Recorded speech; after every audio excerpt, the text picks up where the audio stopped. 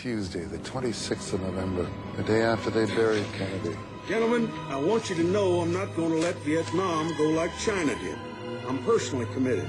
Lyndon Johnson signs National Security Memo 273, which essentially reverses Kennedy's new withdrawal policy and gives a green light to covert action against North Vietnam, which provoked the Gulf of Tonkin incident. Just get me elected. I'll give you a damn war.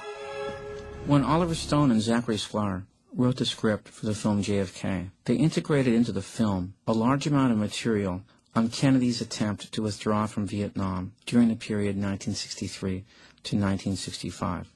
Much of this material came through the mouth of Donald Sutherland, as he portrayed Mr. X, who Stone later said was modeled on former Air Force Colonel Fletcher Prouty. Prouty presented an abundance of material demonstrating that many months before the assassination, Kennedy had decided that the war was lost, that the intelligence community was deceiving him about what was really happening on the battlefield, and that the United States had to withdraw. The political problem was that Kennedy had to cloud that fact with reports that the war was going well enough to be turned over to the government of South Vietnam, and the complete withdrawal had to be after the 1964 election to ensure that he would not be attacked for losing Vietnam, which is what would have happened if an immediate and complete withdrawal would have taken place. Stone and Sklar were attacked by pundits from both the left and the right on this issue. The review board has now classified some new records on this issue, and all these records substantiate what Stone and Sklar had put into the film. In May of 1963, Secretary of Defense Robert McNamara had a meeting in Hawaii with approximately 60 other members of the team involved in supervising the war in Vietnam. This was called the SecDef Conference. McNamara had several of these to be briefed by as many people as possible on the ground in Vietnam as to how that war was going. This was the last meeting.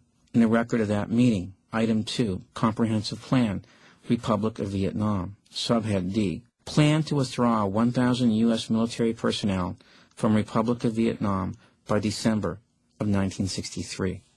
In a long memo labeled Top Secret as another record, it reads, "The program currently in progress to train Vietnamese forces will be reviewed and accelerated as necessary to ensure that all essential functions visualized to be required for the projected operational environment, to include those now performed by U.S. military units and personnel, can be assumed properly by the Vietnamese by the end of calendar year 1965. All planning will be directed towards preparing Republic of Vietnam forces for the withdrawal of all U.S. Special Assistant units and personnel by the end of calendar year 1965.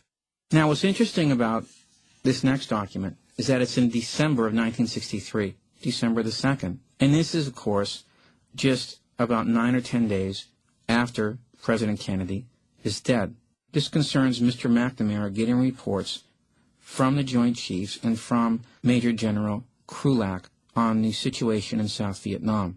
It reads, "The Secretary also requested that he be informed at each Monday meeting as to what has been done during the previous week to advance action against North Vietnam.